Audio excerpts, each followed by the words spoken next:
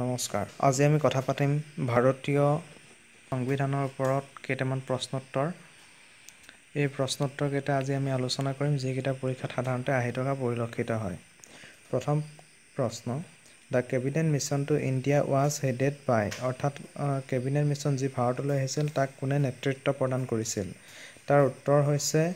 Lord Patrick Lawrence যাক আমি lord Lawrence বুলি আমি সাধাৰণতে জানো শুদ্ধ উত্তৰ হ'ব সি Question number 2. The Constitution of India was adopted by the অৰ্থাৎ ভাৰতীয় সংবিধানখন কাৰ দ্বাৰা এডাপ্ট কৰা হৈছিল সেয়া হৈছে শুদ্ধ উত্তৰটো হ'ব সি কনষ্টিটিউয়েন্ট এছেম্বলি অৰ্থাৎ সংবিধান ৰচনাৰ বাবে যিখন সভা হৈছিল তাৰ দ্বাৰা কনষ্টিটিউয়েন্ট এছেম্বলি এতিয়া question 3 হৈছে The Constituent Assembly for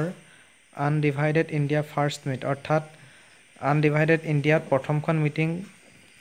সংবিধান সভাৰ কেতিয়া হৈছিল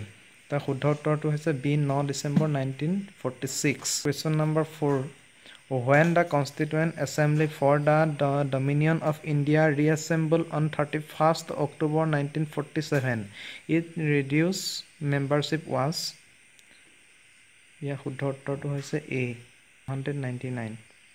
Question number 5 Who among the following was the constitutional advisor to the Constituent Assembly of India ইয়াৰ শুদ্ধ উত্তৰটো হৈছে অৰ্থাৎ ইয়াত সুধিছে Constituent Assembly প্ৰথম এডভাইজৰ কোন আছিল শুদ্ধ উত্তৰটো হ'ব A B A Dr. B.N. Rao Question number 6 The Constitution of India was enacted by a Constituent Assembly set up অৰ্থাৎ ভাৰতীয় সংবিধানৰ ৰচনাৰ বাবে যিখন Constituent Assembly গঠন কৰা হৈছিল সেইখন কেতিয়া কাৰ অধীনত গঠন কৰা হৈছিল তাৰ শুদ্ধ উত্তৰটো হ'ব B cabinet mission plan 1946 cabinet mission যি 1946 চনত আমাৰ ভাৰতবৰ্ষলৈ আহিছিল তাৰ অধীনত ভাৰতৰ কনষ্টিটিউয়েন্ট এছেম্বলি গঠন কৰা হৈছিল Question number 7 The Constituent Assembly which framed the Constitution for Independent India was set up অৰ্থাৎ স্বাধীন ভাৰতৰ বাবে যিখন সংবিধান ৰচনা কৰা হৈছিল তাৰ বাবে নিৰ্মাণ কৰা কনষ্টিটিউয়েন্ট এছেম্বলি কেতিয়া গঠন কৰা হৈছিল তাৰ শুদ্ধ উত্তৰটো হ'ব 1946 অৰ্থাৎ উত্তৰটো হ'ব বি Question number 8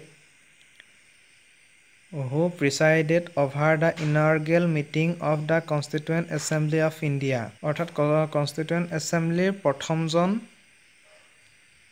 প্ৰেসিডেন্ট অৰ্থাৎ সভাপতি কোন আছিল সেয়া শুদ্ধ উত্তৰ হ'ব A. Sosilananda Sinha Question number 9 Who among the following was the chairman of the drafting committee of Indian Constitution অৰ্থাৎ ভাৰতীয় সংবিধানৰ যি ড্ৰাফটিং কমিটি অৰ্থাৎ খচৰা প্ৰস্তুতৰ কমিটিৰ চেয়াৰম্যান কোন আছিল শুদ্ধ উত্তৰটো হ'ব ডি বি আৰ আম্বেদকাৰ অৰ্থাৎ ভীমৰাও আম্বেদকাৰ আছিল শুদ্ধ উত্তৰ D Question number 10 How long did the Constituent Assembly take a finally pass the Constitution অৰ্থাৎ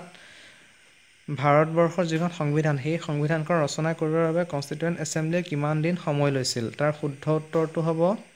D about 3 years since December 1946 ৰ পৰা বছৰ 11 মাহ 18 দিন সময় লৈছিল